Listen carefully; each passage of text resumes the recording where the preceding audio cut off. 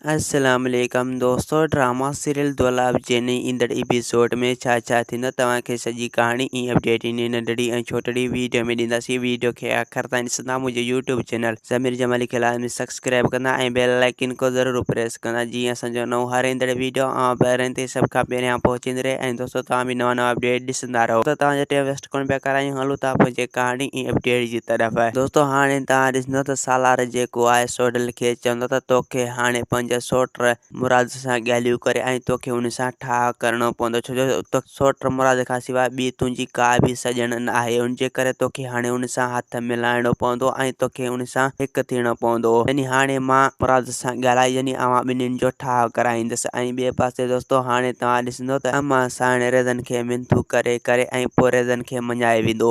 पोइ रेज़न केस सां हथ खणी अमां साण खे पोइ दिलासो ॾींदो। अमां साण खे चवंदो त तूं घर पहुच त मां केस तां हथ खणी छॾींदुसि। यानी हाणे तमामु जल्द हिकु ॿ ॾींहंनि में पोइ रेस मंसूर अवां जे ओताक ते हूंदो। ऐं ॿिए पासे दोस्तों हाणे तव्हां ॾिसंदो त रेज़न ऐं ककर वारा हाणे जुम खे अगवा करे खणी ईंदा त पोइ इन ॻाल्हि जी मुराद वारनि खे ख़बर पइजी वेंदी ऐं पोइ मुराद वारा इन ॻाल्हि तां होश विञाए वेही रहंदा। यानी मुराद वारा पोइ जुमे जो पासो वठंदा, यानी उन ग़रीब खे उनजी ज़िंदगी बचाईंदा।